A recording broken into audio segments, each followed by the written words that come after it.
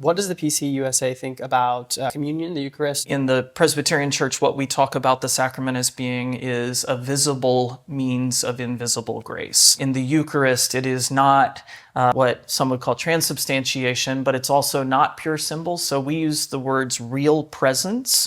And we talk about, rather than Christ being present bodily in the bread and the cup, we are lifted into the presence of Christ at the communion meal.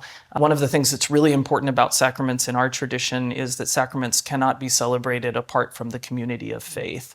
So I can't go into someone's home and baptize a child. We baptize in the context of worship. And the same is true in communion. Calvin understood that communion should never happen apart from the proclamation of the word, that we should not gather simply for the celebration of the Eucharist, but rather the word sets the table, so to speak, for the celebration of the sacrament. Calvin would understand the sacraments as liturgical in nature in the sense that they happen in the context of communal worship, communal in nature in that they're not an individual celebration. They require the full church, and that Christ is present in a real way, but also that we are lifted into Christ's presence.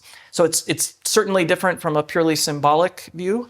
It is not just that we are remembering something that Jesus once did. We are enacting that same thing, but also not in the sense of like the Catholic Church or the Greek Orthodox Church with transubstantiation or the real presence of Christ in the body and blood.